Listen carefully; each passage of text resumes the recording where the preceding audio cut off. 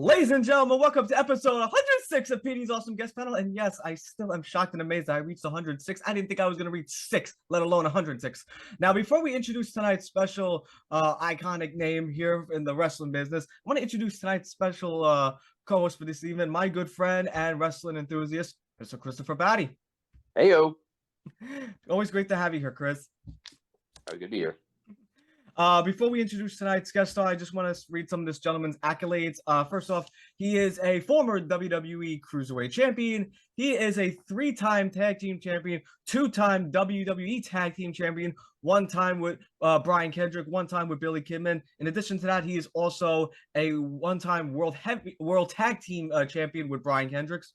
And more into this, he was ranked in the Pro Wrestling Illustrated and as the 2007 Tag Team of the Year with Brian Kendricks. In addition to that, he was also ranked number 36 in the top 500 PWI 500 wrestlers of the year 2005. And the Wrestling Observer newsletter has rated this man the most underrated wrestler in the year 2004. In addition to that, he is an excellent wrestler, a great storyteller as an actor, as a wrestler, and in shoot interviews, because I'm a big fan of this gentleman's work in all categories. My guest at this time is Mr. Paul London. Paul, welcome to the show. How are you today? Man, thank you. Good to hear. Man, you guys are great. Thank you, Pete, for that. That's I should be paying you for that and bring you around the country with me as my personal ring announcer. Chris, good to meet you over the Zoom world here. And yeah, I'm glad we were finally able to get on. And I know this has been an interview that we've been kind of going back and forth over probably the last year to try and match up schedules. So I'm really thankful for your patience and persistence. And here we are, man. Thank you. This is fun, guys. Thank you. And 2 things before we get to the first question. First off, I loved your career as much as I love turtles because I'm a big turtle guy. Same here. Such great creatures. And I was gonna say something else too. Like, oh, I'm gonna take one out of your playbook, and I'm gonna say tonight is gonna be a very fantastical episode. Fantastic. The trick with that word is that you say fantastical instead of fantastical. Then it could sound funny. So. Well, what kind of show is this? Well, that's exactly what I do when I combine the words. Like right now, I'm feeling both anxiety and adrenaline, like, interviewing you. So I kind of call it adrenacy. Oh, nice. Yeah, no, come on. No, there's no anxiety needed, man. I mean, just 3 dudes chatting it up. So whatever anxieties or nerves you have, that's good. It's an excitement, nerves, right? But yeah, don't be anxious, man. It's all good. I can't reach you through the camera and be like, what are you saying? The first question I have for you, and this could be a typical cliche question, and that is, how and when did you get your first big break into the pro wrestling business? Take us there. I would say it would have been. It depends on what you classify as a big break. I was so obsessed with wrestling that when I was picking colleges, I picked colleges that had wrestling schools near them because that was more important to me than finding than actually going to college. But needless to say, I ended up in Pittsburgh going to University of Duquesne or Duquesne University, because I was scheduled to start training with Shane Douglas and Dominic DeNucci in Pittsburgh, and that fell through. And then I ended up in Memphis, at the University of Memphis, where I was trying to get on with some wrestlers there, but it was a down period in wrestling, and so that fell through. And so, very dejected, I dropped out of school at University of Memphis and hopped on the Greyhound, and 12 hours later I was back home in Texas, and I enrolled in school there at what is now known as Texas State. But within, I would say, within a week or 2 of getting back home off the bus and just feeling really kind of defeated, a buddy of mine said, "Hey, flip on the news, like Ivan Putski just opened a wrestling school in North Austin, which is where I'm from." And I went and enrolled pretty soon after. So to me, that was a big break because I had had so many dead ends in terms of trying to get legit professional wrestling training. uh, for whatever reason, I kept hitting a dead end. It kept hitting, it wasn't happening. And something that I would say for any wrestlers or people, hopefuls, people trying to get in the wrestling business is there's a lot of tr- so-called trainers out there.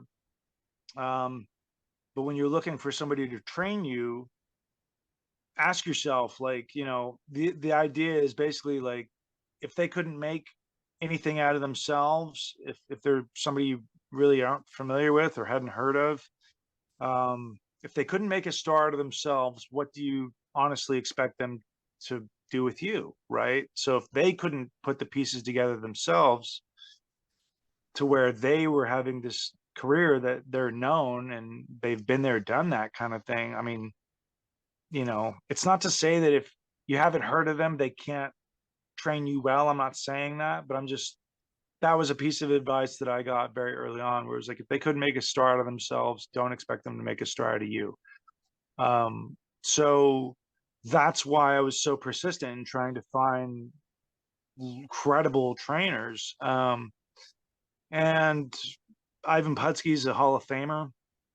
He's like a strongman wrestler from yesteryear, the Polish Power. So I was very fortunate. So to me, that was kind of an initial, like, that was a big break to me, was getting to train with a Hall of Famer. And he was my first manager in the business. I trained with his son, Scott Putski, as well, who was at WWF for a while when they were kind of reigniting a cruiserweight division. And Brian Christopher was there, and Taka Michinoku, and Essa Rios, and a lot of those cruiserweights. So, and then Scott Putski went on to WCW, where he was there for a little bit. And so, they had been there and done that. And so it was like, well, yeah, I'm more than happy to train. Like, this is great. I lucked out. So to me, that was a big break.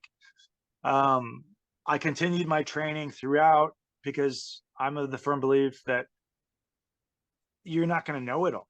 It's impossible. Even now, 23 years in, I'm still learning stuff, and I'm still trying to learn what I can, whether it's from bad wrestling or great wrestling. There's always something to learn. And so, it's the people that really claim to be know-it-alls, as is with anything in life. Nobody likes a know-it-all. Those kind of people are not fun to be around, So I'm very lucky that I was taught well, but I continued my education, and I've been so fortunate. I've had some of the best trainers in the world, and getting to train with Dory Funk Jr. in Florida. And then he introduced me to his brother, Terry Funk, and Terry Funk and Dory were both mentors to me. I trained with Christopher Daniels out in California. I trained with Rudy Boy Gonzalez in Texas, and he was Shawn Michaels' head trainer when Shawn had his school in San Antonio.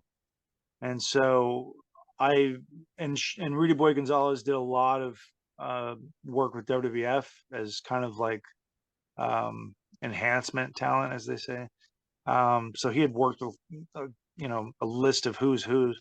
So getting to train with legendary wrestlers, that was a big break for me. Fast forward to my association with Dory Funk Jr. He lined up an opportunity for me to get a tryout match that wasn't really designed for me per se. It was designed more so for kind of his prize student at the time, a young guy named Adam Windsor, who was from England, who's since passed away, unfortunately. But he had lined up a series of matches at house shows for Adam Windsor. I think like 3 matches in a row. They were doing a loop of Florida, and my match was lined up with him on the third night, which would have been in like Fort Myers, Florida. And so this would have been 2001 probably. So funny enough, my first actual tryout it was for WWF, was at a house show, which is really kind of unheard of. So that to me was another big break, right? Because here's an opportunity for me to get in front of some decision makers and some people with some influence, and you either shit the bed or you hit a home run. And I ended up kind of being the one that they were most impressed with, even though the matches were built around Adam. Dory Funk also got us in with WCW, so I was able to be kind of, I don't know if you want to call it like an extra or something, but like I was a plant in the crowd for the last WCW pay-per-view ever. It was WCW's Greed. Pre 2001, right? Yeah, yeah. So there's a match with Scott Steiner and DDP, where I'm like a fan in the crowd, and Scott Steiner like pie faces me and he calls me white trash. And then DDP comes over after he hits him and gets the upper hand, and comes over and takes like these weird, it was like a plastic or something, like pie pan or something, and he takes it from me and breaks it over Steiner's head. And so that was kind of fun. But you know, WCW was already kind of on its last legs. If only they So- didn't hire Vince Russo. Well, you know, this is like WCW on life support at this point. So I was at the last WCW pay-per-view Greed. I was at the last WCW Nitro. I did a spot where, again, with Scott Steiner, there was like some autograph sign or some contract signing thing, which is so funny. They were doing like all this stuff to build up matches that just never happened because the company folded. Where I was part of the security team, and got like beat up by Steiner.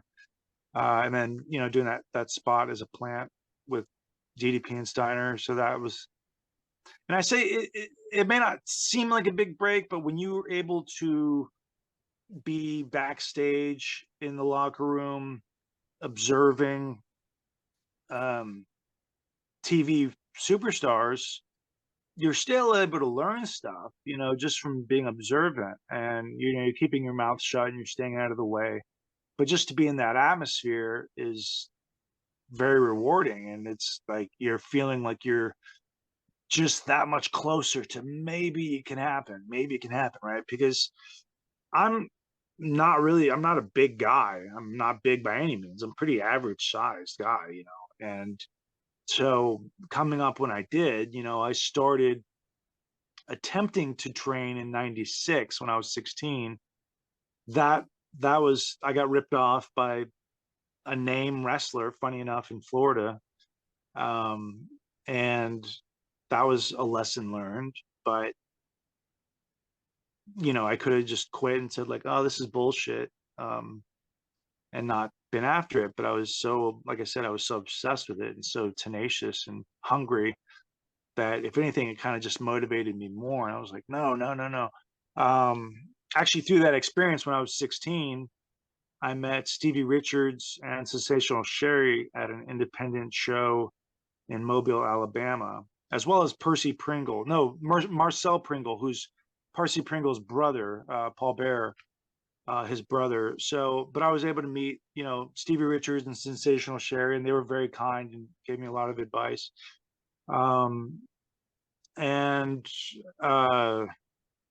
But overall, I would say it was really those tryouts, like that tryout I had in Fort Myers, Florida, for WWF, that made the company aware that I exist, right?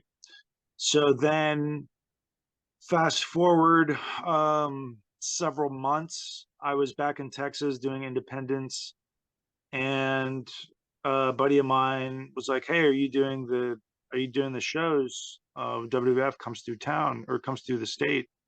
And I, you know, this is like really before internet got, you know, what it is. You know, this is like very early dial-up AOL and all this kind of stuff. So I was not like on the computer a lot, and I didn't know. But anyways, it was, I said, no, I didn't know. He said, well, call Kevin Kelly and see if you can get on.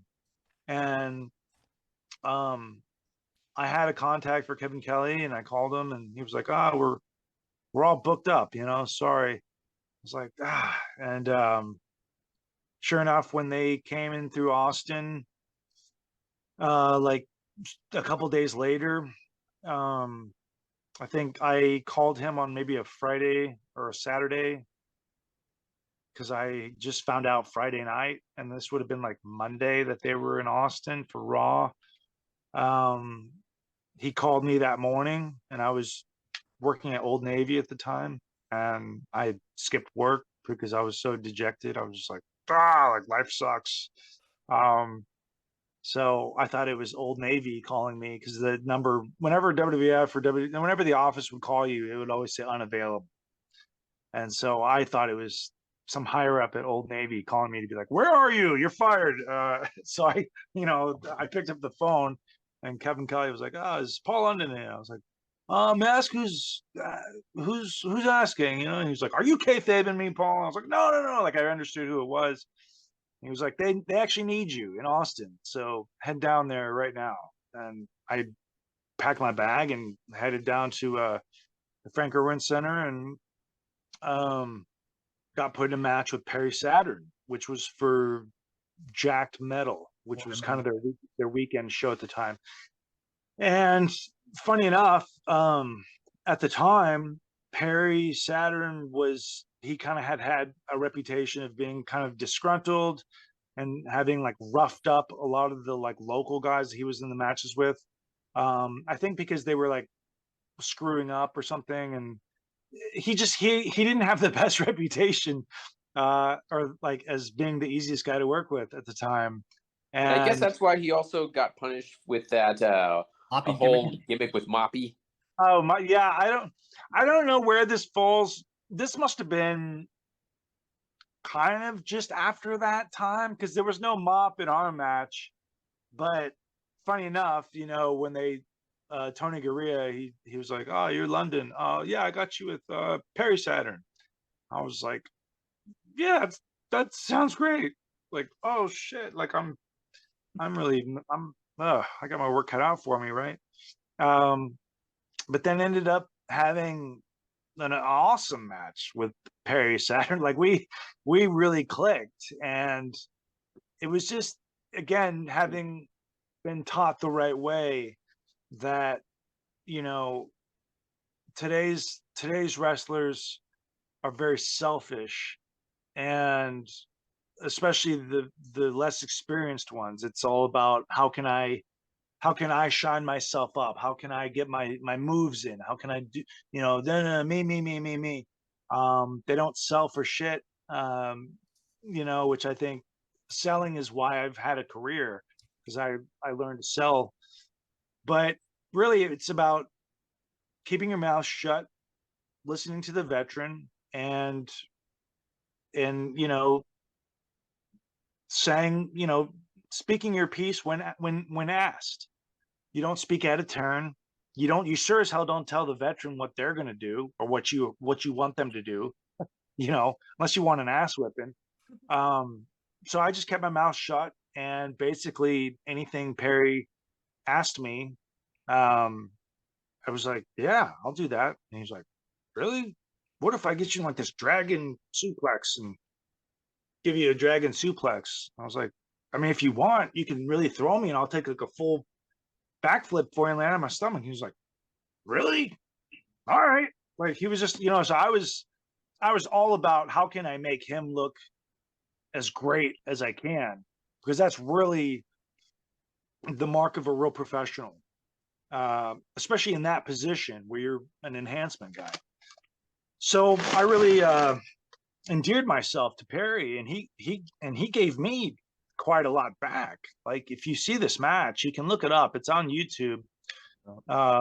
And so overall, I would say that like that was what really put me on the radar, because we had such a great match. for having like a superstar versus like a who the hell is that guy. And I didn't look impressive. I had like a blue singlet. I don't think I had ever gotten in a tanning bed before. I worked out, but like, I've never taken a single steroid in my life, thank God. And I've never taken anything that I couldn't buy at GNC or Vitamin World. So, I'm not physically imposing by any means. But we still went out there and had a kick-ass match. And so when we get to the back and Perry's like, "Oh my God, like, thanks, kid. Like, that was awesome. Thanks. That was so much fun." And like all these people that are used to being around kind of bad mood Perry Saturn, they were like, "What? Is that what? Was that Perry? Is he smiling? Is he in a good mood? Like, what is happening? Like, what is this is Twilight Zone? Like, Perry's in a good mood? Like, who is this? Who do you work with?" Yeah, so like it really just put me in a better light, right? And you had like Paul Heyman was like walking, like just like storming down the hallway, yelling. He was like, "Who trained this kid? Sign him right now. Sign this kid right now." He's like, "Who trained you? Oh my God, who trained you?" And so like I'm hearing this, and I'm like 21, maybe not even 22 at the time, I think, maybe 22, somewhere in there. But it was just like, oh my God, like what's happening? And so that I'm forever indebted to Perry Saturn for that match, because that's still to this day one of my favorite matches ever, and it really got me going. But aside from that, Terry Funk was the one who vouched for me to get a look at Ring of Honor. So when I started with Ring of Honor, it was because Terry Funk was doing a shoot interview with RF Video, and they asked him at some point in that interview, like, who are some wrestlers to keep an eye on? Like, who's one to watch? Like, who are some guys to watch? And I was the only person he said. Like, he put me over, and so that coincided, funny enough, with the Perry Saturn match airing on TV. It was like literally like within like 2 weeks of each other that he had told them that, and they had seen me on Jacked Metal. They were like, "Yeah, like let's bring this kid in," right? So I've been very fortunate. Like, I'm very, very grateful for the career that I've had. It's I've done more than I ever set out to do. My goal was just to be in WWF, WWE. So I'm extremely fortunate. But yeah, it's like the longest way of answering your question, I should say. But it's just I look at it as being very fortunate to have had several kind of breakthroughs in various degrees, if that makes sense. It does. And Chris, before you ask the next question though, I just want to say that what you did with Perry, like where you give like you basically were like doing whatever like that would make him look good. Would you say the same was applied to when you had your match with Brock Lesnar in 2003? Yeah, no, absolutely. I mean, fortunately at that time I was being paid a lot more and I was under contract, but it was, I was in developmental in Louisville for just over 2 months, maybe. So I might have had one of the shortest tenures in developmental, whereas most people will get stuck there for years. I was in and out of developmental within like three months. But I was doing house shows at the time, and sure enough, we were doing house shows, and then we were doing TV in like Bridgeport, Connecticut or something. I can't quite remember. I think it was Bridgeport. And Arn Anderson's like, "Today's your big day." I was like, what is he talking about? Another dark match? Like, I'm excited for a dark match, but like, what do you mean? He's like, "Got you on TV today. You're wrestling Brock." And I was like, "What? Like, what? Like, that's what?" So, and I had like this segment with like Vince and Sable in the back and stuff, because I was supposed to be I don't think it was Bridgeport, actually. It was some other town in Connecticut, right? But I was supposed to be like this local guy who got thrown to the lions. But yeah, with Brock, same thing,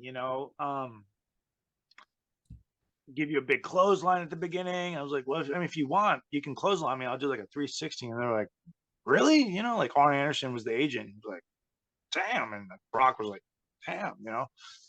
So after that match, Brock and I were always really cool. Whereas like he didn't really give a lot of people the time of day. So again, I did. And Brock is infamous for being a dick in real life. I mean, yeah, it's like he's not really known as like a sweetheart. So, but he was always cool with me, and we had that mutual respect.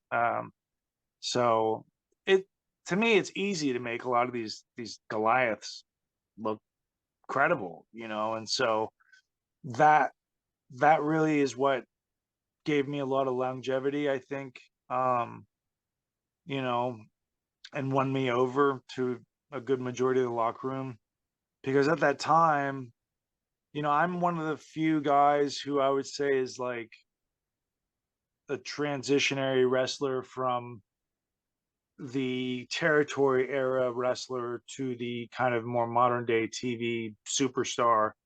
Even though I'm not a fan of that word or that name superstar, it's too much. I was brought in and taught basically by territory guys. And when I say territory guys, I mean, like the real deal guys who came up in the real era of professional wrestling, when 90% of what's on TV now wouldn't have been allowed even in the locker room, anywhere near it. The only way that modern day wrestlers today would have been allowed anywhere near it would be is if they bought a ticket and were in the fan, and sitting with the marks, because a lot of them are marks, let's be honest. So and they're undersized. So I was kind of one of the undersized guys that seemed to like get through the cracks and make it through.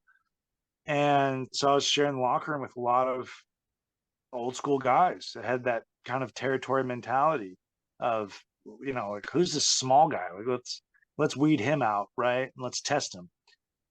And I never broke, and I just kept earning my stripes, basically, and paying my dues, and doing everything I can to put them over. And in hindsight, yeah, it might have worked against me in the way that I'm so good at making other people look better than they are, that ends up being kind of a position that I'm used at more often than not. And so when people were like, oh, well, like he was just a jobber and all that stuff, like, not really, jobbers don't really end up having like 3 separate tag team title runs and cruiserweight title run and action figures and get, a video game like that doesn't really happen with jobbers. So when I always kind of chuckle when people are like, "Yeah, he was such a jobber." I was like, "Nah, this is somebody who doesn't know what the hell they're talking about, right?" But it can be called the worker's curse when you're so good at making other people look good that's typically how you're used a lot of times. So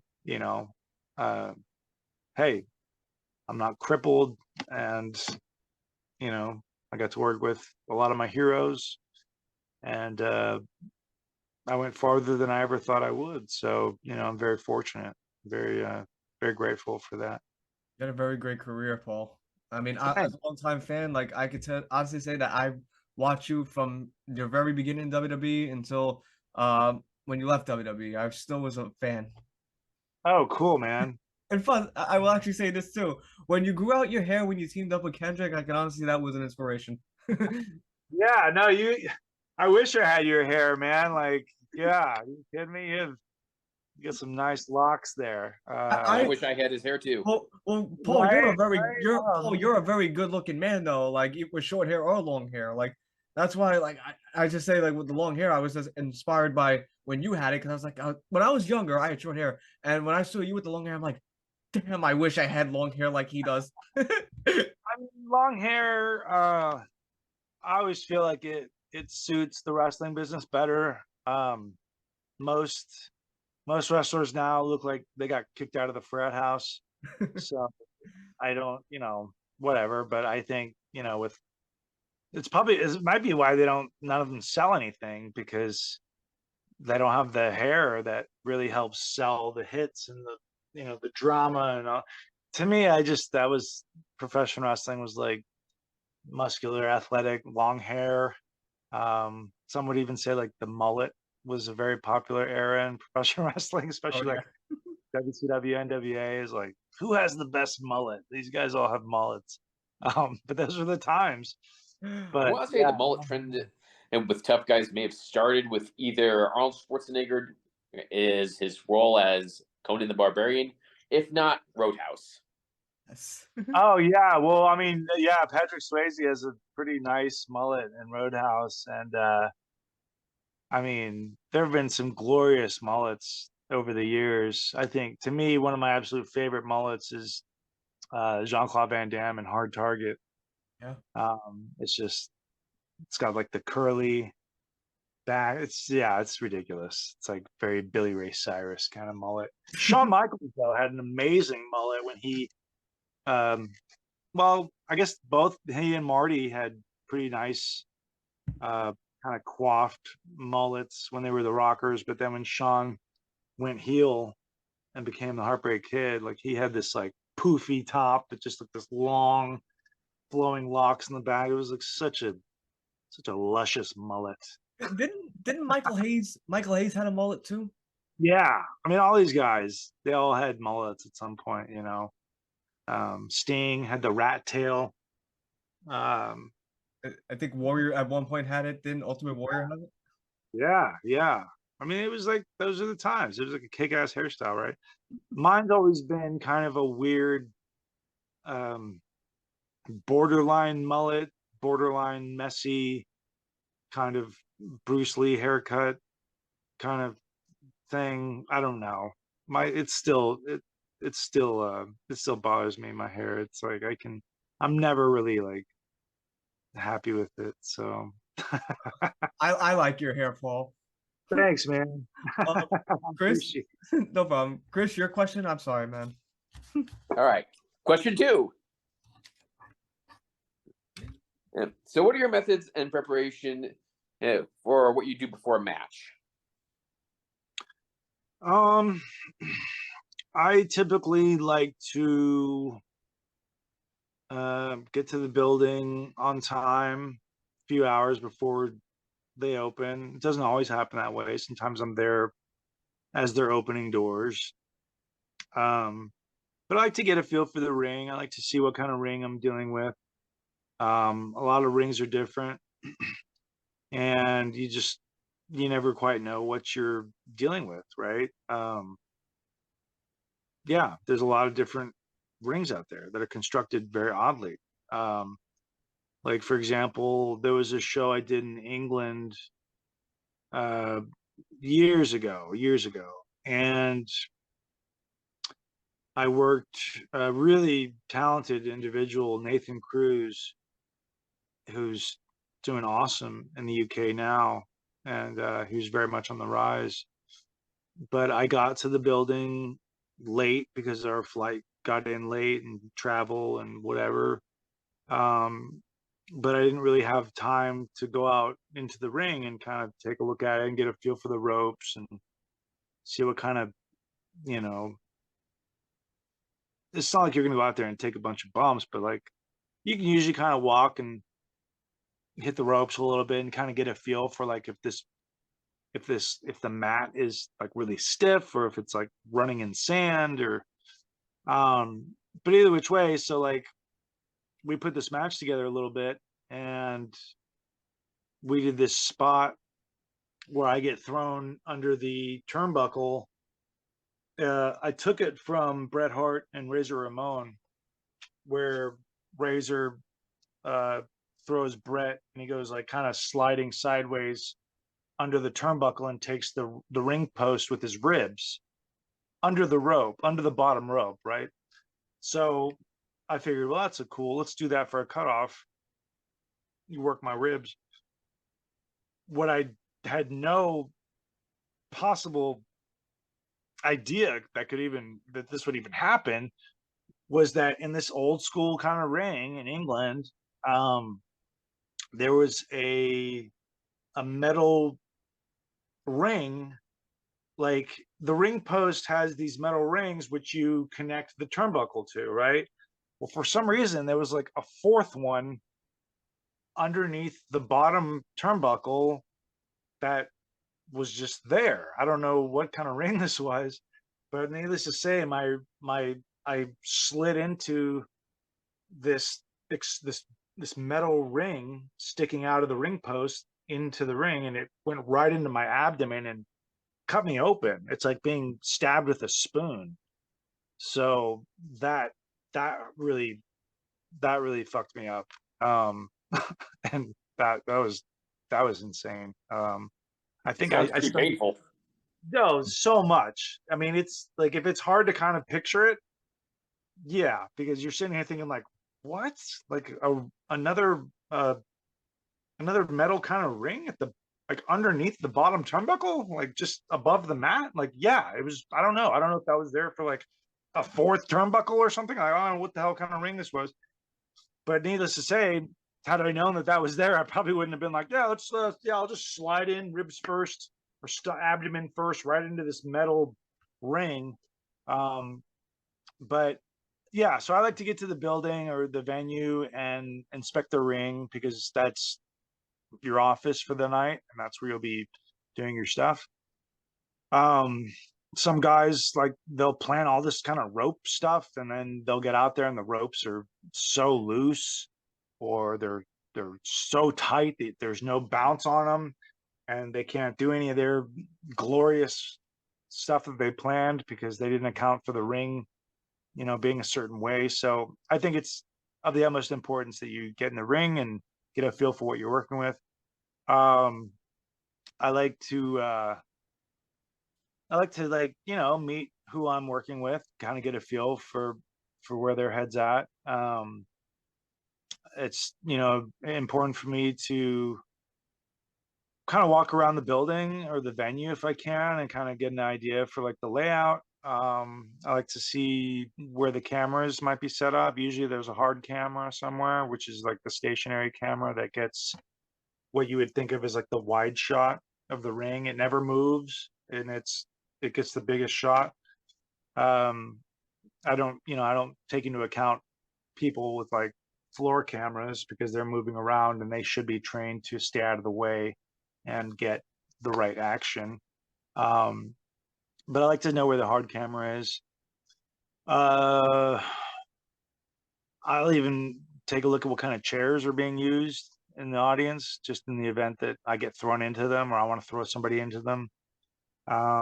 Just different things, just getting a real feel for the whole layout.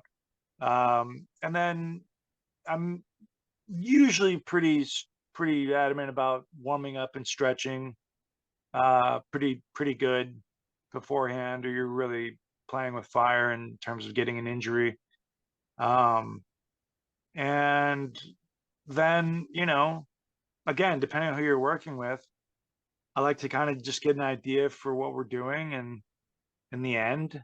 And then I don't really like planning a lot of it. I mean, it's really just kind of like get an idea. But to me, as I've progressed in wrestling and gained more experience, it's more fun for me to plan less.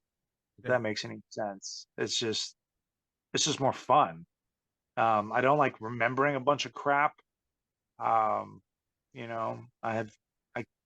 lost count of how many concussions I've probably had, so my memory is not great anyways. So like if someone comes up to me and starts firing off ideas and all this stuff, I'll just walk away because that's like, no, like you were never taught etiquette, locker room etiquette. So, and it's very common. It's very common. I've been in situations where I got to the building and they hadn't opened doors yet, and I have my wheeling bag with me, and I haven't even put my stuff down yet, and the guy I'm working with is coming up and starting to like spew all these ideas at me, and that's a very quick way to get on my bad side. So, um, you know, but I like to, say hi to people in the locker room and, you know, find a good amount of space so that I can kind of put my stuff down. I don't, locker room etiquette's just such a kind of an ignored thing. And that's what I'm saying in terms of, finding a credible trainer who's going to teach you these things. That's part of it.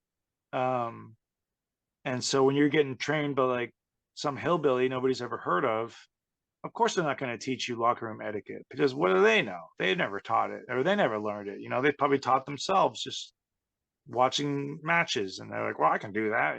Like I've been on a trampoline.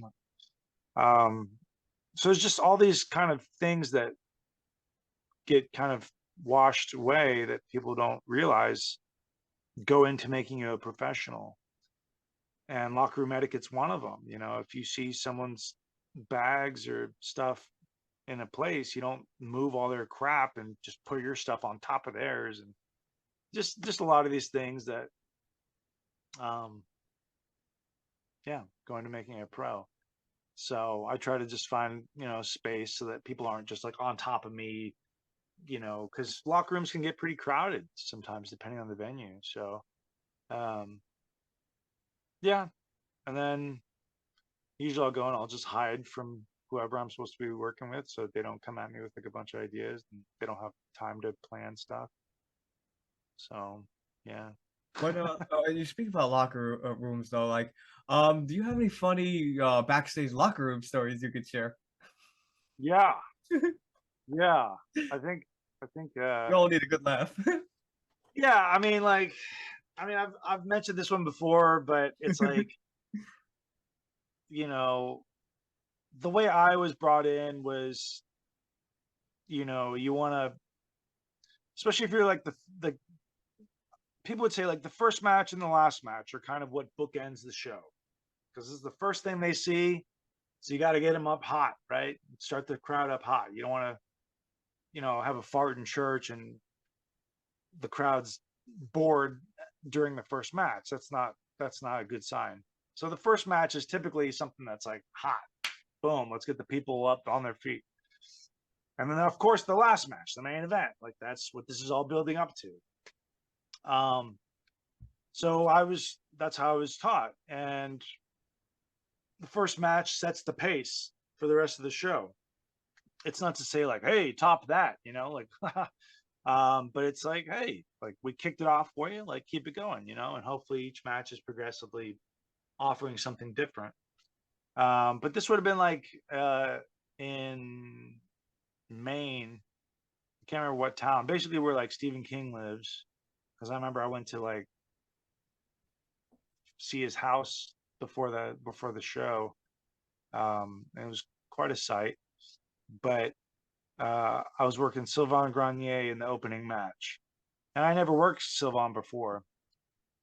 So we didn't really plan a whole lot of stuff, like really, but it was just like I had this big heat spot where he like pushed me off the top turnbuckle to the floor, and I would take the guardrail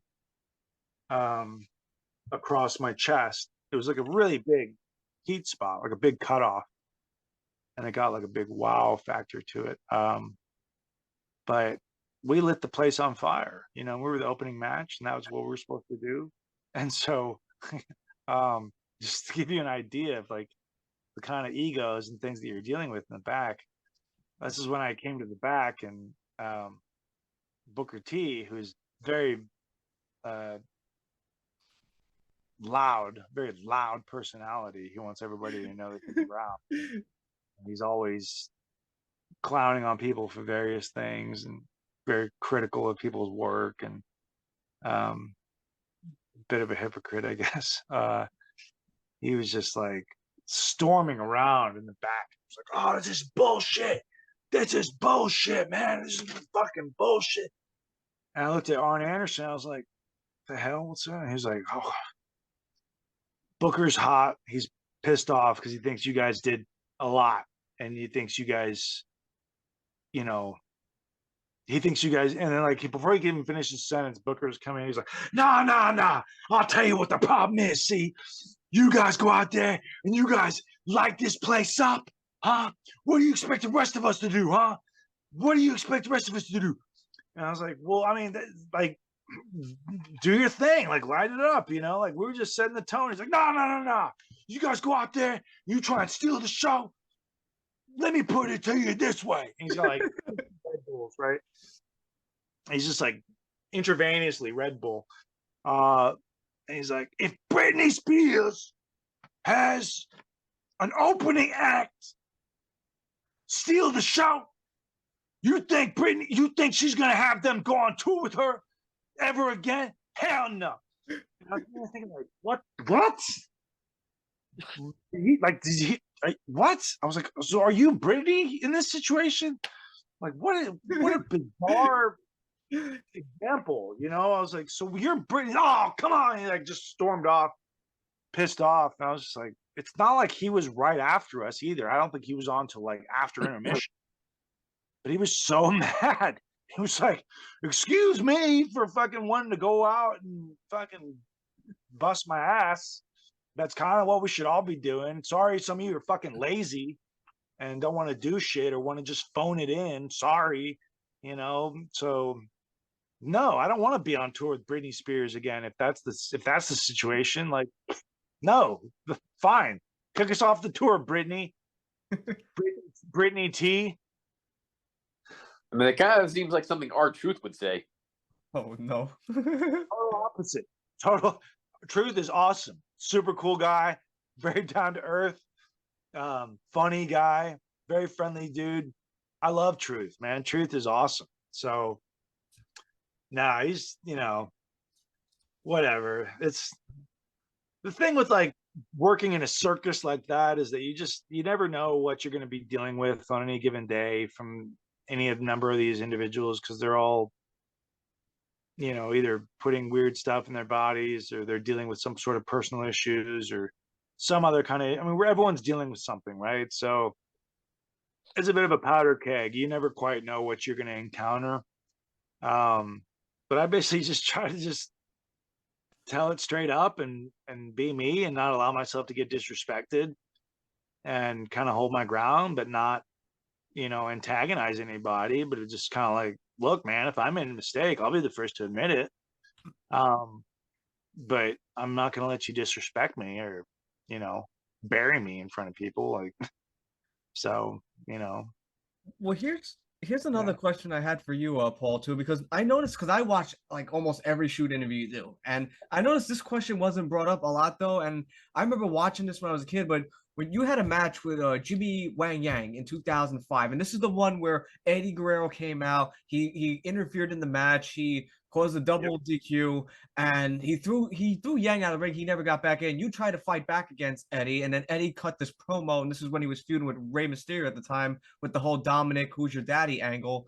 I just wanted to get your memory of working with Eddie Guerrero and in that particular match where he came out like and interfered. Man, yeah, that was a real feather in the cap. Jimmy Wang Yang and I mean, he's one of my best buds, and like we had such good ring chemistry. Loved working with Jimmy Wang. Just one of those people that like you really don't have to call anything. You can really pretty much read each other's, you know, body language, and I don't know how to explain it, but we just have such chemistry. I mean, you can like finish each other's sentences. We just love working with each other. And so they put that, you know, usually most of our matches were like on Velocity. So a lot of people didn't see them. They can see them now. Thank God, YouTube. But we had this match and they put it on SmackDown. but then they told us that, you know, Eddie was going to be coming out at the end interfering, and it was going to like be, you know, the match was going to get thrown out.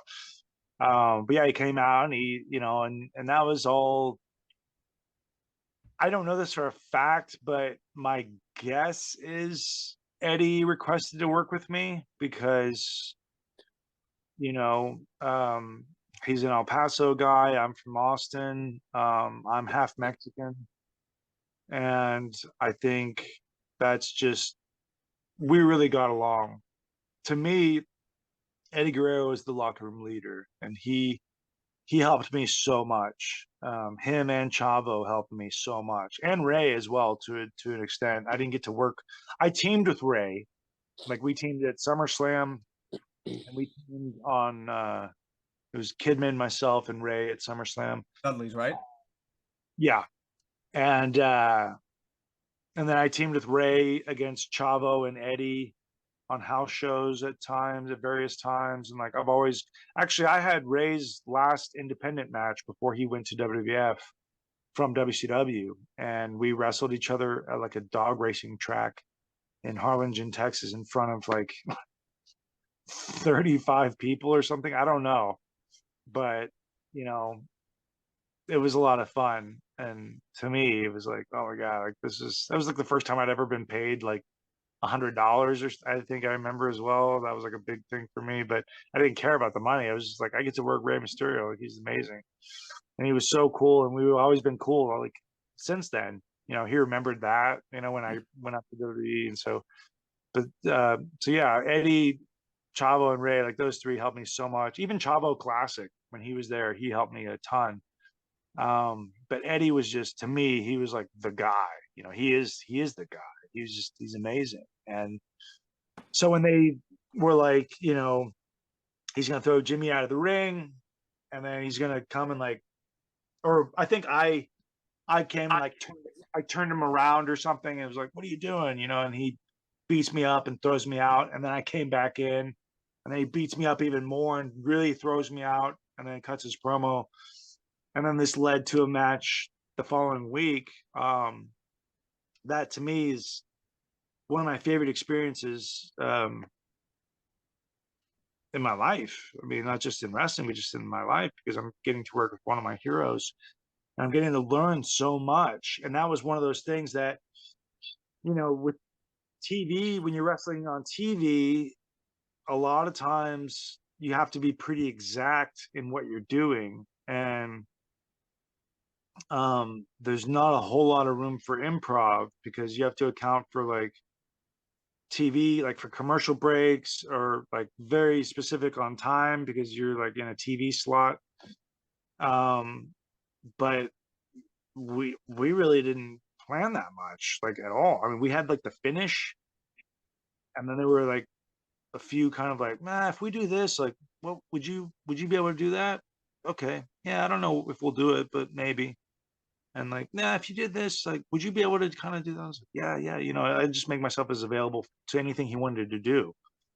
And again, being taught the right way, the most experienced wrestler in the ring is traditionally the ring general, and that's who leads the match. Now it's kind of just like, I gotta get all my shit in. Like, well, I gotta get all my shit in. Okay, well, we'll just get all our shit in, and like none of it'll make any sense. I'm like, man, there's doesn't seem like there's really much of a ring general, because it's a lot of inexperienced guys working a lot of inexperienced guys. But traditionally, there's, you know, the ring general, and he was so very much the ring general. I mean, he could call anything on the fly, and that's the real magic in professional wrestling, is being able to adjust, you know, in a split second, because you can plan all this stuff, but what's going to happen when you plan everything and the crowd's not eating it up? They're not buying it. Not selling What it. do you mean? Right? Or you're like, I'm the big baby face. This is my hometown, you know, and like, I'm the big baby. They're going to love me. And for whatever reason, they happen to like the other person more. They're more entertaining. They're more fun. They're, you know, they're doing cool shit or whatever. And that's another thing, is like, heels do all this nowadays. The heels, the bad guys, do all this cool shit because they're more concerned with being liked than being authentic heels. You know, it's like their feelings get hurt if they get booed. Well, what did you expect? You're the bad guy. The bad guy. Would you? Yeah. Yeah, no, I want them to cheer me. I gotta do all this cool shit. It's the bad guy, so they can cheer me and I can be popular. And it's like you just completely missed the mark, Mark. Pun intended. Yeah. But like, so Rather they Eddie, lose the plot. I mean, but even in this case, I mean, Eddie was such a badass heel that of course people loved him. Like this is an exception, right? Same thing with like Austin. Austin was like such an amazing badass heel that eventually he had to turn face. He was amazing, right? Like people, Undertaker. Yeah, exactly. It's not to say that if someone's a heel, they're going to be universally hated, right? I mean, but even then, like I think, like to me, one of the most underrated heels of modern times was JBL because I thought he never tried to do cool shit. He did. He was an amazing personality as well, but he was just like a real big Texas kind of badass. And he did not give two shits about getting an applause. He cared about getting heat. And of course, you know, when you're working with Eddie Guerrero, it's a thing of beauty, you know, because you have one of the most beloved baby faces of all time, working against this, you know, this Texas little, you know, tycoon bad guy, you know, it's just like trying to shut off the borders. It was amazing to witness. But yeah, at the time, I mean, Eddie was a heel because, you know, he's going up against Rey Mysterio, who's also one of the greatest baby faces in history. But you know, yeah, we had a great time, man. I absolutely love that match, and I'm just so thankful that I was able to experience that and learn from him, you know. So that in a way means more to me than titles and all this kind of other nonsense, you know. Those experiences, that's really what I'm most grateful for. Well said. And I always wondered this too because I remember watching this. Like there was a scene, and maybe you can explain it too, and we can finally understand like the reason by this. When you had a match with I think Trevor Murdoch and Lance Cade. It was Lundrick and Lance Cade and Trevor Murdoch. I could be wrong on this, but at the end of the match, it teased like Brian Kendrick was gonna turn heel because he walked away from the ring. But at the next week, you guys like were back together, like nothing happened though. Were they planning on splitting you guys? Or was it Umaga? I think it was Umaga. I think it was Umaga. It was like a 2-on-1 with Umaga, and then Brian walks out, and then I take the spike, and yeah, I mean, this is another one of those WWE stupid creatives. glorious, yeah, brain farts that WWE is masterful at, where they're just like, let's do this, and then we'll never mention it again. You guys will just act like nothing ever happened. It was stupid. I was like, what was the point of this if they're just back together again the following week? Yeah, I mean, it's funny because Chris Benoit used to tell us, like he pulled us aside many times. We loved working with. I mean, Chris was one of those other guys that to me was a locker room leader, and he pulled us aside on several occasions. He was like, you know, as awesome as you guys are working together, it's when you guys are going to work against each other that's really where it's going to take off for you guys. And that's really going to be like the money feud, is when you guys have a program like y'all start feuding against each other.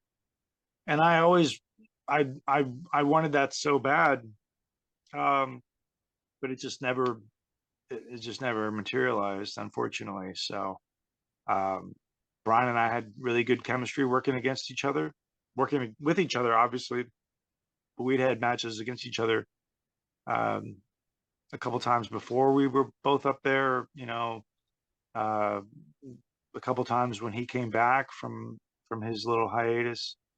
And so we always had good chemistry, whether it was alongside, you know, one another or against each other. So I would have loved for that feud to have ever really taken off, and it just wasn't a priority for the company. So It was a shame because I would have loved to see that feud. I mean, two great yeah, cruiserweights, you know. yeah, would have been a lot of fun. Absolutely. Chris, your next question. Um, so what were your memories, or what were some of your memories of working with AJ Styles and Samoa Joe? Um, I had met Joe in California, and then he went on and did like 01 in Japan. But I'd only met Joe just kind of briefly, and we got along. Um, and then funny enough, I met AJ. The first time I met AJ was at WCW backstage because he was in a tag team called Air Raid. Him and a guy named Air Paris. And when I was a fan of these guys, so they're like, hey, they're like my size, and they're doing like, acrobatic stuff. They're working like kind of the style that I'm, working like as well. And when I met him, he kind of blew me off, and that he might have just been. I guess he had a lot of stuff on his mind. I don't really know, but fast forward to when we met again at Ring of Honor, I loved. Same thing with Jimmy Yang. Actually, I met Jimmy Yang for the first time at WCW that time when I went backstage because he was part of the Young Dragons, and same thing kind of blew me off. And I loved reminding these two of that time when I met them, and they were like stuck up kind of pricks. At least that's the impression that I got. And they're like, no, no, we never did that. I was like, yes, you did. Like you were like, you guys just jobbed me out. You guys just blew me off in the back. I was just trying to meet you guys, and you guys just too cool for the guy there. He's like, no, no, no. But I mean, AJ's also one of my favorite people. I mean, he's actually when we both went to Japan for the first time on the same trip, and that was for 01 USA. And, I remember we both had a connecting flight in Minneapolis for the now defunct Northwest Airlines, which Minneapolis was like the hub for Northwest Airlines. But anyways, I think he was flying from Georgia. I was coming from Texas, and we connected in Minneapolis to fly to Tokyo. And I didn't have a seat assignment, and I was sitting here kind of panicking because like they were getting close to boarding, and I still didn't have a seat assignment. I was just like, oh my god, like what's gonna happen? And then they called me up to the ticket counter, and he came with me because we had known each other already. We had done a little, we'd been in the locker room together at Ring of Honor, and I'm trying to think if we were around each other at this time at TNA, because I was in TNA during the Nashville era when they were brand new. But we were pals, so he comes up to the ticket counter with me, and they were like, sorry, we don't have any seats, any economy seats, but we were able to get you a business class seat. And I was like, what the hell? Like, what is that? And I looked at AJ. I was like, what is that? He's like, are you kidding? That's like first class, man. And I was like, really? Oh my god! So like, I totally lucked out on my first flight to Japan. I got bumped up to business class.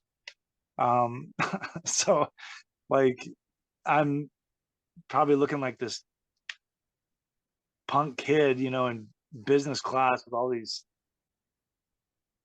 Japanese passengers in suit and ties and all this stuff, and I'm wearing like sweatpants and a hoodie or something. And Japanese salaryman, perhaps? I'm sorry. Japanese salaryman, perhaps?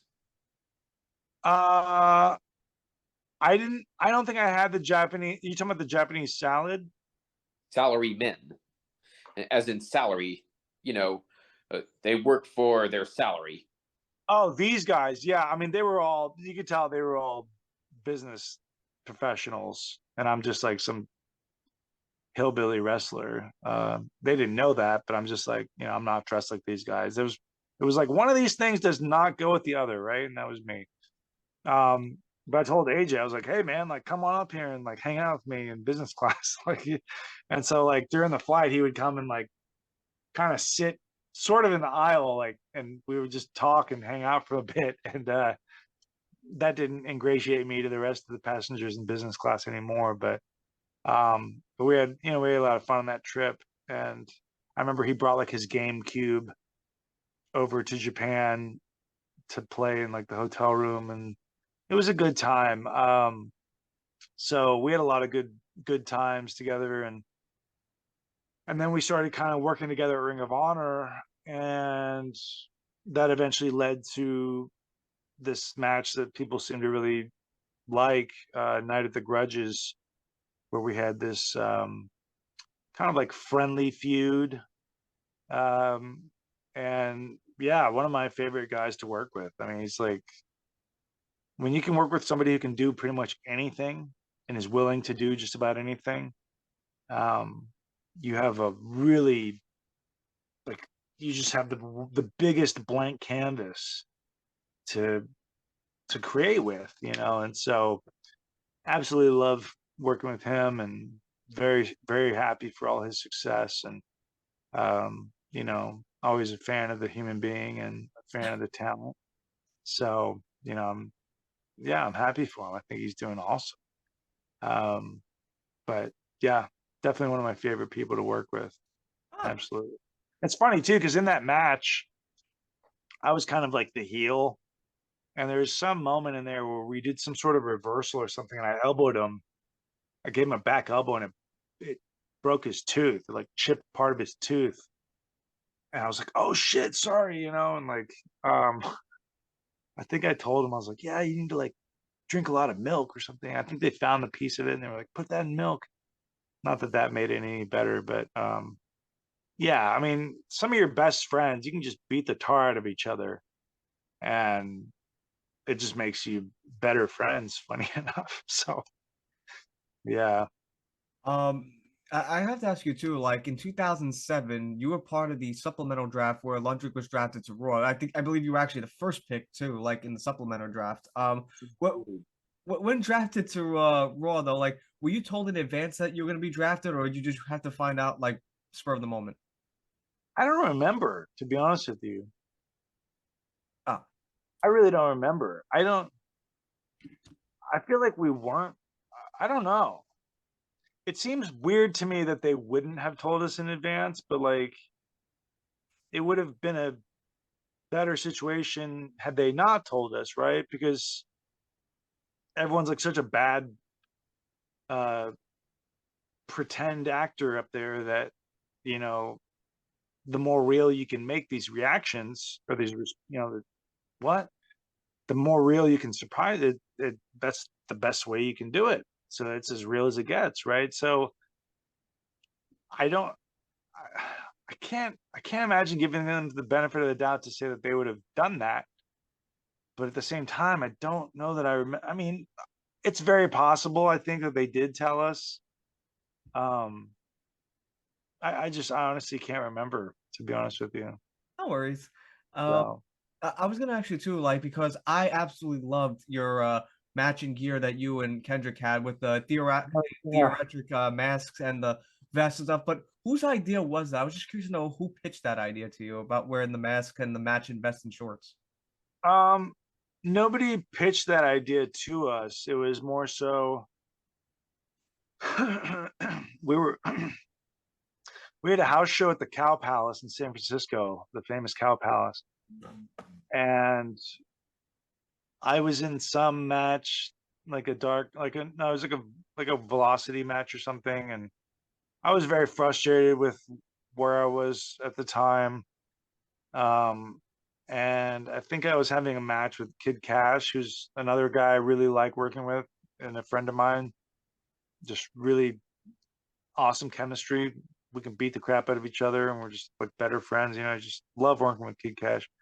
But anyway, so I had this match with Cash, and I was so frustrated because it just seemed like if this match doesn't mean anything, like what is this match even like? Why is this match even happening? Like, what does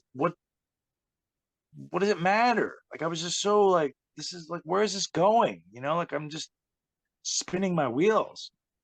And I mentioned that to Dean Malenko, who is my agent a lot of the times.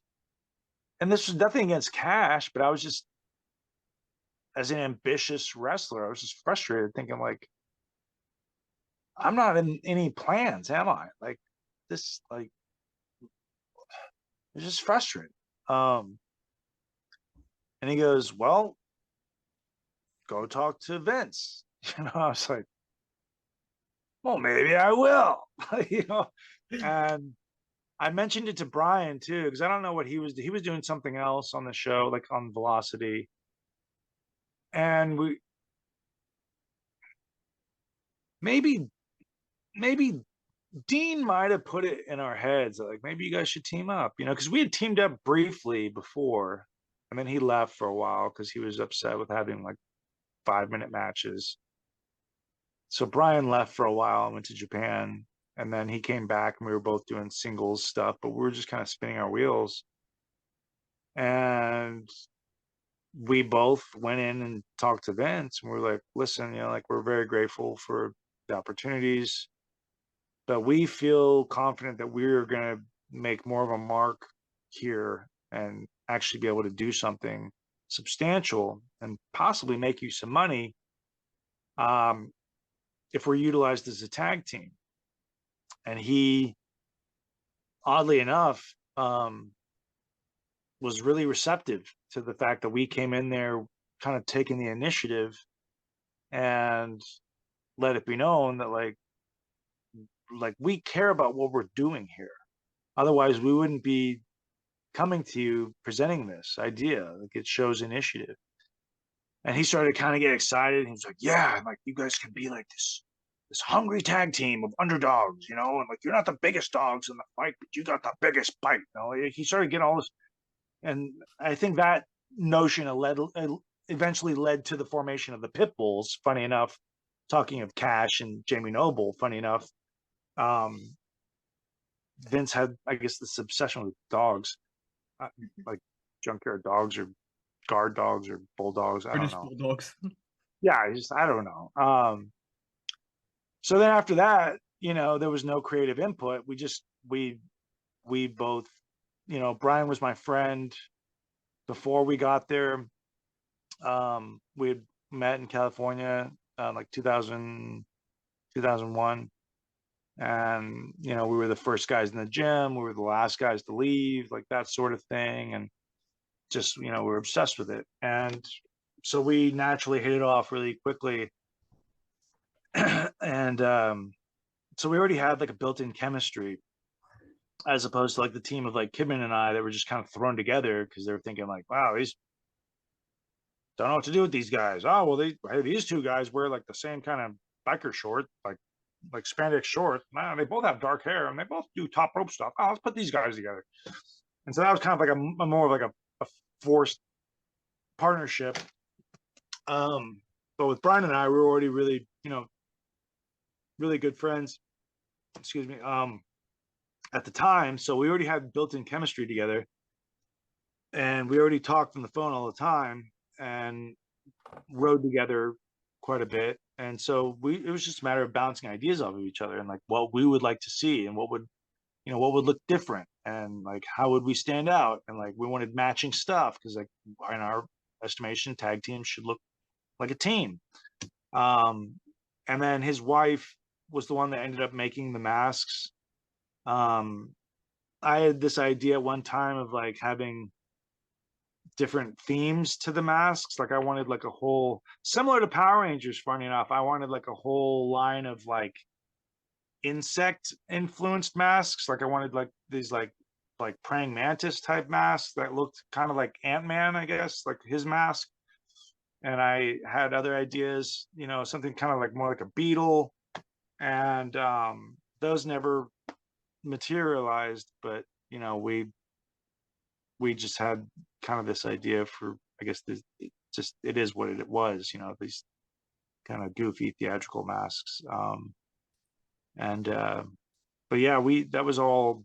We went to our own gear maker. We never used the gear people at WWE because we were so low on the totem pole that like it would have taken like 2 years for them to even like pay attention to our ideas. So we did everything on our own. We came up with our own look, our own gear. We had like a name. We came up with a name, the Hooligans. On our first set of gear, I think, which was like purple. And then our gear maker guy, his name was Mr. Wrestling. and he came up with like that Jester logo, and we had a bunch of different ideas for names, but they never ran with the tag team name of the Hooligans. I think it was mentioned once by Crystal Marshall in a backstage interview that she was doing. She called us the Hooligans, and that was it. They made it, I think, known that they didn't want that to be used. They didn't want us to have a tag team name. And then later on, Vince told us why. He was like, "I don't want y'all to have a tag team because when y'all eventually split up, you can be Brian Kendrick and you can be Poland and your own superstars." And it was like, it sounded like a bunch of bullshit. It's like, okay, then why did you have like Legion of Doom and like Heart Foundation and Rockers? Like, what about that? You know what I mean? Like, it doesn't make any sense. So, but that's what they told us. They didn't want us to have a tag team name. So, but yeah, everything from the look, and the style that we were, everything was our own created, our own creation. So, Did you prefer wearing like the shorts as seen in the picture right here, or did you like wearing the trunks? I can't quite see the picture. Oh, it's the really shorts, those shorts that you wore with London with Kendrick? What color are they? Blue. Oh, yeah, I liked the blue. I mean, my favorite of the shorts was the teal. Like a lot of people called me Aladdin when I was wearing those because they thought I looked like Aladdin. But my favorite was the teal and gold stripe shorts, I think, and they were like a lot longer, like well past my knees. But they were just made of a material that was very stretchy. And they were just so much. I think my last televised match actually might have been against Lance Cade or Jericho. I wore those. Like they were just the most comfortable of my shorts because some of those, like the early ones, like the purples and the blues that are in that picture and the reds, um, those were made of kind of like a vinyl leather. So like they would actually get like it was almost like wearing like a sauna suit actually because of the material. Yeah, so those you get like they would get pretty disgusting. Once you've done like a full loop of shows, by the time you get home, like it just reeks, like you have to wash that shit immediately, because it just stank so bad. So The only reason I asked is because when I had numerous wrestlers on here, like Heath Slater and Wildcat Chris Harris, whenever I brought up the fact that if they wear trunks, and they said that they wear trunks, but they always felt like they were naked wearing the trunks. That's why they always preferred wearing tights or long shorts. yeah, I mean, I wore trunks for a while. One of my favorite pair of trunks was in one of these stages where it was like, well, what am I doing? They have no game. They have no plans for me, like I don't know why there's a writing team if the writing team doesn't write for everybody, but that's just the way that it is. So I was in one of these kind of limbo phases where I didn't know, this was like Brian was gone at the time to Japan and I was just kind of on my own and had uh no creative input on anything. So I was like, well, I'm just gonna make my own look, right? And I was collecting a lot of like weapons and stuff at the time. So like I had bought this trident, like an actual trident that was pretty lethal. I mean, you could definitely kill somebody with this thing. It was huge, and it like unscrewed in the middle, and you pull out the bottom part, and it was like a sword hidden underneath, Oh wow. like a sword and like a trident. And yeah, it was amazing. I wish I knew where it was. It's probably in my parents' attic, I think. I don't know. Which is where all that gear is that you're talking about, and all my figures and all that stuff. All my wrestling stuff's in my parents' attic. Oh.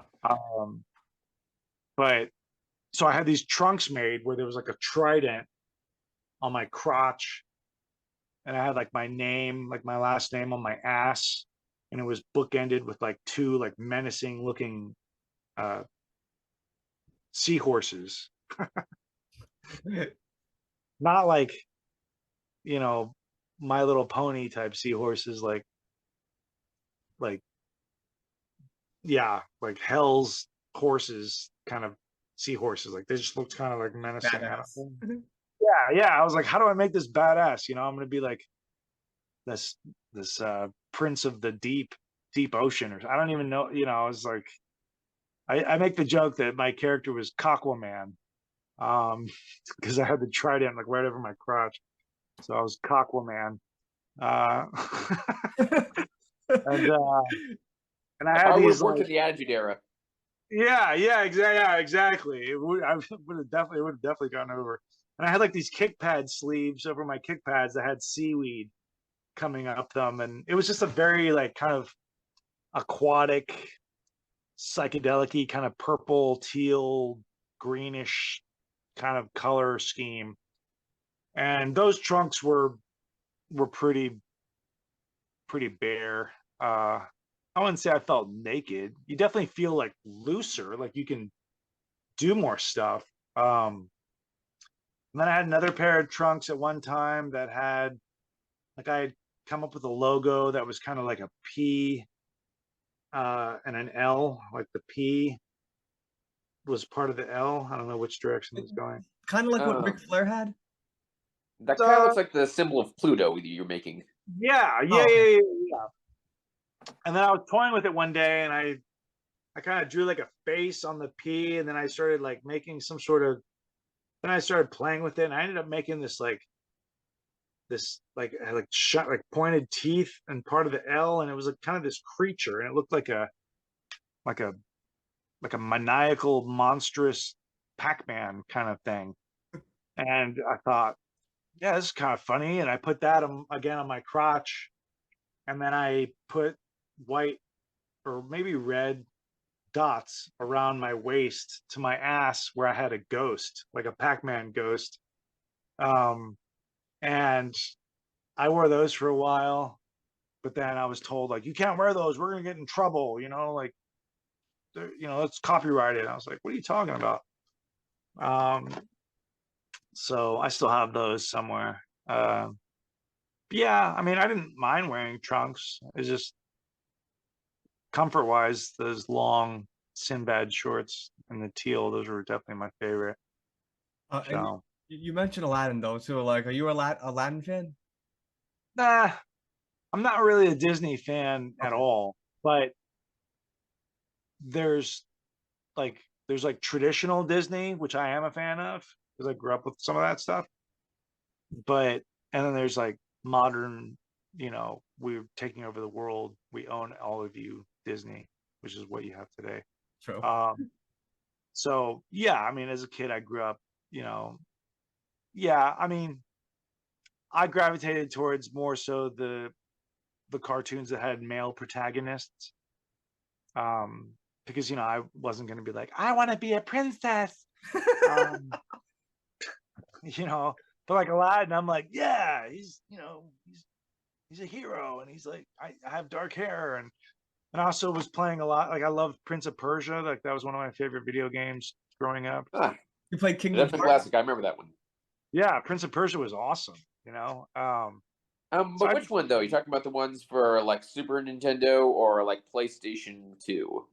no, definitely like Super Nintendo. I think the Okay. first Prince of Persia I played was like on a computer, so it was like probably the earliest form of Prince of Persia as well, where to get through, like when spikes would come up through the ground, you would kind of do this like weird this weird like shuffle thing, like Yeah, to get through the spikes, and like you could jump across the pits. And yeah, I loved that game so much. it's a classic. It is. It really is. Yeah. So I mean, yeah, I mean Aladdin. I'm trying. I mean, like Disney. So much of what they put out, it was geared towards like princesses and like That's true.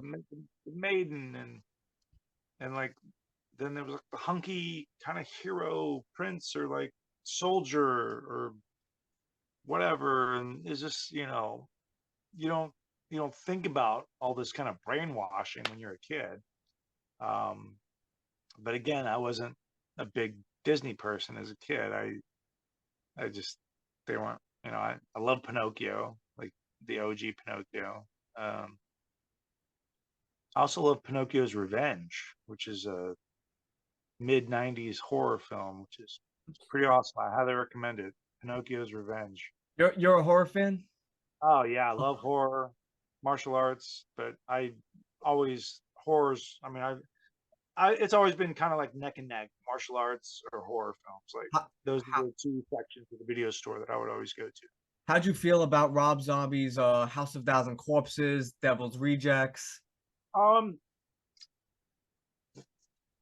I wanted to like House of a Thousand Corpses more than I ended up liking it. I thought there was some neat stuff in there, but and like you don't know it at the time because The Office hadn't been made yet.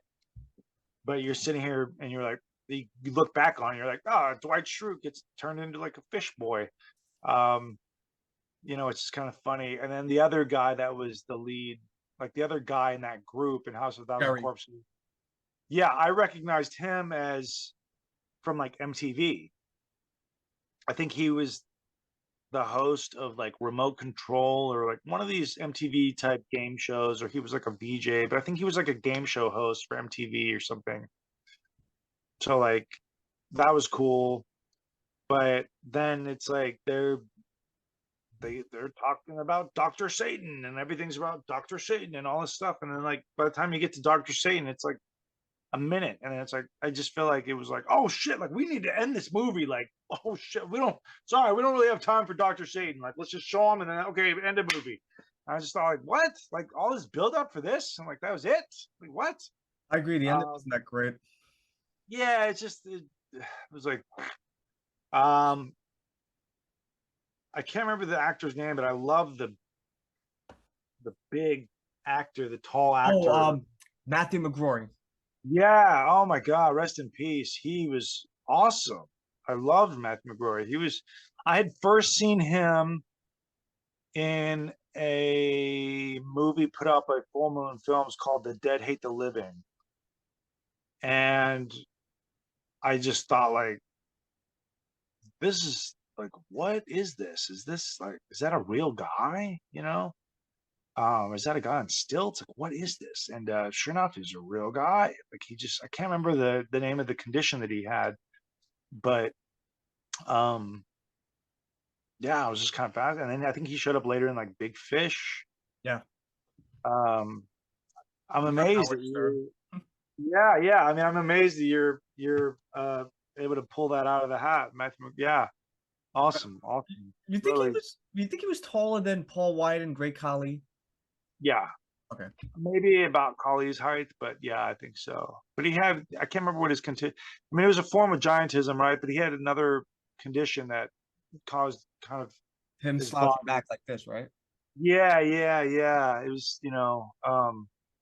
so, and then like with Devil's Rejects, I thought the pacing of that was better, and I liked it better. But again, I didn't like the ending because, and I thought DDP was awesome actually. Yeah. Devil's Rejects, I thought he was really great, and a guy I've befriended over the past few years, Dave Sheridan. I had Dave on my show. Dave's great. He was great as Officer Doofy in Scary Movie. So funny. He's so funny. And like he's not really a funny character in Devil's Rejects, but he's got some charm to him, right? And William Forsythe. And so I enjoyed Devil's Rejects more, but I didn't care for the ending because it was like really kind of glamorizing these terrible people, right? And it was like, it's sexy and cool to be like serial killers and crazy fucking criminals. And I was just kind of like, fuck you. But I will say this, I feel like who would have ever thought Rob Zombie would make better Halloween films than David Gordon Green? Yeah. I thought Rob Zombie's second Halloween was not good. Like it was okay, but I hated what they did with like the Loomis character. I was like, what? He's just like this like money, fame, hungry, like egomaniac or something. Like what? That's not Loomis. Like what?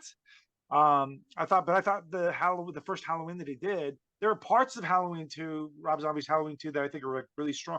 But the thing that Rob Zombie got was tone. Like he got the tone of building suspense and tension. And I thought, you know, and he puts all these like horror icons kind of sprinkled throughout the movies. Um and so I really liked part one. It's funny too because I did a short film back in February, and the lead in the short film, it's a short little horror film, was Christina Klebe, who played one of Laurie Strode's friends in the original in Halloween. It wasn't Danielle Harris, but it was her other friend. In that Halloween was played by Christina Klebe, and then also in this short film was uh, Bill Moseley. We had Bill Moseley in there as well. Love Bill Moseley.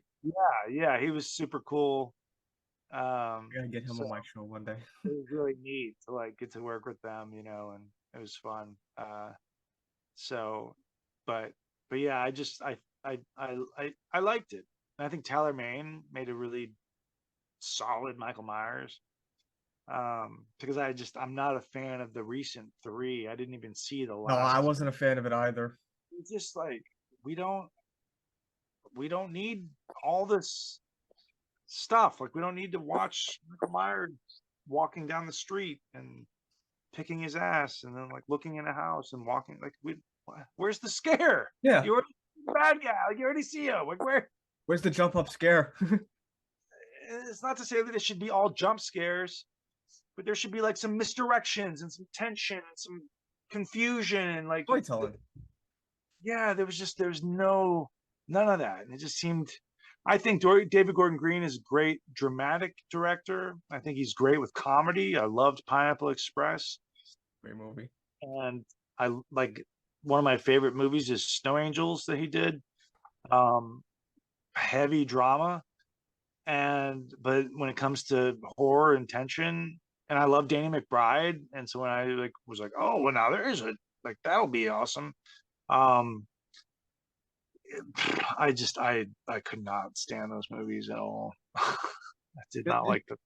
Were you a fan of you ever heard the guy named Vernon Wells? Yeah, funny enough, I have a movie that's not out yet. And Vernon Wells is the kind of the bad guy in it. Yeah, I actually had him on my show twice. He's a very great human being. Yeah, loved him in Power Rangers. He was in Power Rangers Time Force. He was in Mad Max. He was in Commando. Arnold Schwarzenegger.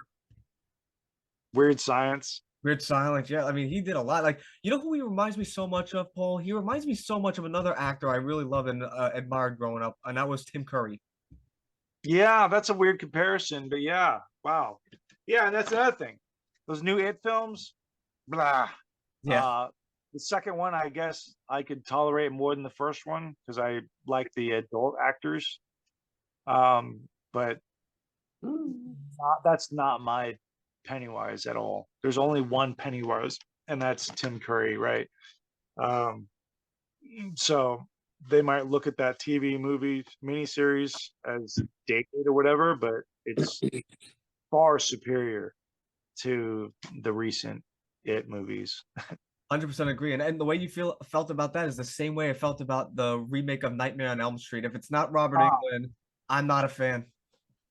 At 2010, I don't think Platinum Dunes has even touched horror movies, much less a remake, since then, because it was such a bomb. I mean, it was terrible, right? So critics will often tell you if they make a remake of they make a reboot of a classic, watch the classic. Yeah, watch the classic. Yeah, I mean, like Pet Sematary. The new one was I fell asleep. It was so boring. And all this CGI kind of bullshit. I don't want that. I don't care if it looks kind of cheap. If it's practical effects and it's in camera, I'll take that no matter how cheap it looks. I will take that every single time over just overdone, expensive CGI bullshit that looks like partially video game mixed. Like, no, I don't want that crap. So And that's with not practical effects, you can also tell there's at least a bit more heart put into it. yeah, there's a charm to it, like there's a lot more heart to it, and it's it's more real, and I think as performers, actors are working with something real as opposed to like, reacting to a tennis ball and a green screen and yeah, yeah, I'll take that any day. Practical effects. I'll ask you this too, Paul, like, cause whenever and I ask all my guest stars this, whenever I'm on a huge military like diet, there's times where I would fast until dinner time, but when I'm not, I'm an absolute foodie, and I know you work with so many wrestling companies and especially WWE. So I was just curious to know what the catering scene like was in WWE, and what was your favorite meal in catering? Man. See, I've since developed a gluten allergy in like 2012. Fortunately, I didn't have it back then, or I'd have really been screwed. But it was always really good. Like, I mean, you always knew you were gonna have like a couple of. It was always like a buffet line, right? At least this is like at TV or pay-per-views. You really wouldn't. They wouldn't really provide food at house shows. Usually, there was like coffee and drinks, right? Really, that was about it. Maybe a few like snacks or something, but catering wise, it was always at TV or at pay-per-views, and you always knew that there was going to be a few buffet trays of just chicken breasts or steak. Usually there was a few carbs, like whether it was like roasted potatoes, mashed potatoes, a thing of vegetables. There's always a big salad like thing. Like um that was like always a treat, man. I it's like who doesn't look forward to catering, man? That's like the best time. So and you're having it usually around like 1 p.m. and you aren't working till about 6:30, 7 o'clock. So like you got some time to digest it. Um and they always have just like these crazy kind of like cakes and pies and all this kind of stuff. So um the trick with catering would always be to like eat what you can and then get one of these kind of take home boxes and take home trays and then load up even more for later. Um, that's the trick. Mhm. But yeah, there was just, I'm trying to think of anything. They used to always say like when you'd go to Milwaukee, for some reason that always had like the best catering, but I don't know why it really stood out more than the others. Um, I think having like grown up as a struggling actor or struggling, well, still a struggling actor, uh, but as a struggling wrestler and you're like living in your car and you're like really doing whatever you can, you're broke and trying to eat when you can, like to have that kind of luxury of just this smorgasbord of great food, um, most of it fairly healthy. Uh, it's like, it's awesome. It's really spoiling. I remember in Italy, because when you do like international tours, most like those shows would all be catered, even though they were kind of like house shows. Those would all be catered too, because you're riding on the bus and there's no real freedom. Plus, there's not a whole lot of knowledge to like venture out into some foreign town and find stuff. I mean, every city has McDonald's. A lot of them are very different, but that's not always that's just not always convenient, and there's not time to do that. So typically, there's always a meal at the building when you do these international tours. And so, you know, of course, when you're in Italy, you can have just tons of pasta and bolognese and breadsticks. Just, yeah, Um, awesome. I got actually too because you've won so many belts. You've won the World Tag Team, you won WWE Tag Team, and the Cruiserweights. And I noticed this too, like, when you look in the background, whenever they're doing like a shoot interview with wrestlers, like whether it's Jeff Jarrett or Rock or anybody, they have replica belts in the background. Like, does WWE like give you guys like a replica of the belt that you've once won, or do like because like, how does that work out? Because I'm always curious to know, like, how did these guys get the belts, like, in the background after losing the physical belt on TV? I mean, it's funny you mentioned that. I think a lot of them just go out of their way to ask the company how they can get it, or they buy it, or I don't know how to. I honestly don't know, and I don't remember how it came about for me. But there was a time when I was sent like a box of belts, and I still the only one I still have is the tag title from the SmackDown Tag Championship, and it came with a bunch of like nameplates with my name on it, so I could put it on there myself. But I was sitting here thinking, maybe they do send the replicas to the champions after. I don't really remember how any of that worked, but I just remember they sent me like a box of belts, and like it didn't. There was no cruiserweight title, even though I'd won that. They sent me um like the title that Brock Lesnar had, and I thought like, what? Like I never had this. Like what? I gave that to a friend of mine. Uh they sent me. They might even send me like the Divas title. I gave that away. I was just like, why are y'all sending me these random ass titles? They're like, the only one that I've won that's in this is the tag belt. So that was always kind of funny to me. But yeah, I'm guessing a lot of those are just guys want to collect them for their own sake, or so I'm not really sure how they went about getting them, but that was always kind of weird to me. Oh, I really don't remember how that came about. I wish I would have kind of taken more initiative and gone out of my way to get a replica of all the ones that I had.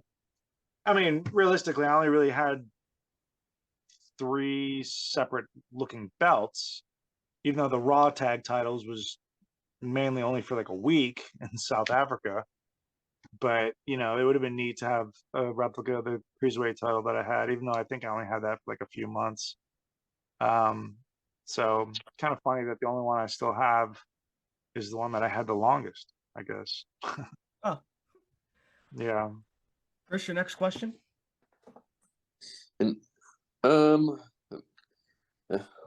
are we gonna be like making this a final question, or we're gonna be going on with like one of the questions you already set up here?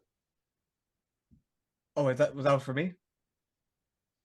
Well, I'm asking you if we're doing I just ask any question you want, man. And whether it's Yeah. okay. We can starting to kind of wrap up a little bit. yeah, like yeah, it's like late. okay, I got some stuff to do, but yes, yeah, you know. yeah, okay. We'll ask our final questions. You go first, Chris. All right. So, would you say that AEW and TNA have become the spiritual successors to WCW and AEW, respectively? I guess it depends on how you look at it that way. I I would watch WCW, NWA over either AEW or Impact any day. Um, Better atmosphere, better crowds, better wrestlers. Uh, you know, I think the only thing AEW probably has the better production value, but even then, you can't even say that because their cameramen don't know what they're looking at most of the time, and they, you know, if they see somebody pulling out a razor blade, they'll focus in right on it. And so, but you know, I guess you know they're on the same channel, same network. Um, I'm, you know, I'll even take TNA, original TNA, over either of these, just because I felt they had kind of the in-house studio in Orlando, even though I never went to that Impact, that TNA whatever zone it was called. I don't even know if I don't even know how one would even watch Impact now. I don't know if that's like just online or if that's even on TV anymore. I don't know. Yeah, I think they have their own like streaming channel these days. Yeah. Yeah, there you go. I don't know. But yeah, I would take WCW and old school WCW, NWA. I would take that over any of these companies easily. Just better action, better stars, better storylines, better presentation, better music. Yeah, it's just what I prefer. So to say that these are successors, I don't think that's accurate. I think it's more like imitators. Huh. Yeah. Not spiritual successors, but imitators. Yeah. Attempted spiritual imitators. That's just opinion. Yeah. My final question for you, Mr. London, is, and this is gonna be the final question I ask everybody, and this is gonna lead to the next final segment, and that is, what's next for Paul London? Now, this is my part of the show, Paul, where this is an open forum. You are allowed to say anything you want, unfiltered, uncensored. You can say anything you want that comes to mind. I am passing the proverbial microphone on to you. The floor is yours, Mr. London. I don't want the microphone. Nah, I mean, just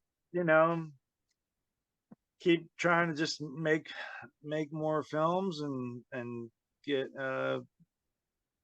better at acting and work on that and try and work on bigger projects and projects that I enjoy and projects that are challenging and creatively stimulating to me. And I'm not ever going to say that I'm retired from wrestling. I'm older now, and I don't wrestle as much, but I'm still very much wrestling. And that's something that I'll try to always continue to do as long as my body holds up.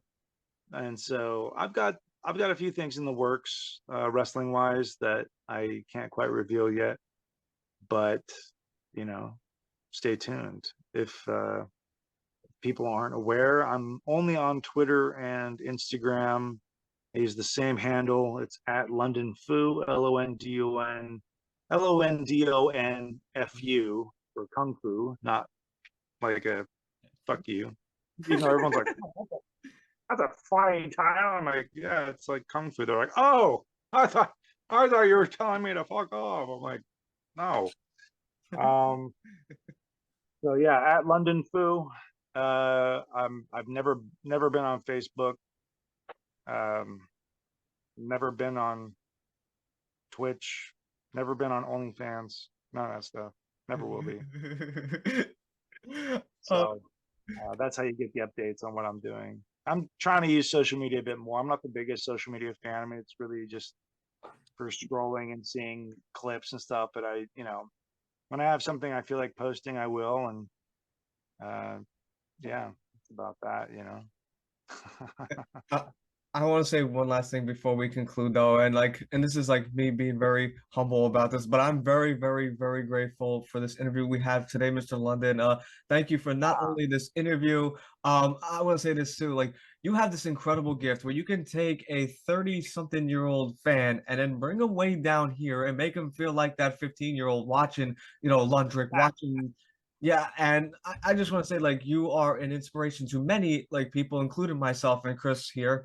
Like, what you do in the work in wrestling and acting, it's just amazing storytelling. I can honestly say that you are one of, if not nay, the best storyteller I've ever seen, whether it's shoot interviews, wrestling, acting, and it's just an honor just to chat with you. And I know you got something going on like very soon. I just want to conclude with Chris and I are doing something, and we feel like you deserve this, and that is thank you, London. Thank you, London. Oh man, you guys are too London. It was a total honor having you, and don't you worry, I'm going to send you a copy of this interview immediately when it's done edited. No sweat. And yeah, we'd also love to have you back on the show if we can. Yes, because we still had more questions. Yeah, we'll do a part 2 sometime. So we'll just stay in the loop and keep it going and have fun. you're always welcome to come back on. In fact, we'd love to have you back on because you're just like, I feel like you're like one of the people, like, you know, that represents the fans. Cool. Awesome. Thank you. No, it's fun. I had a lot of fun with you guys. And the time kind of flew by. So I'm sorry to like. No, not at all. Like we love to have you on like next time though. But thank you again so much, sir. This was such a pleasure and honor. Thank you guys. A lot of fun. I'll talk to you guys soon. Talk to you soon. Have a great night, guys. All right. Bye.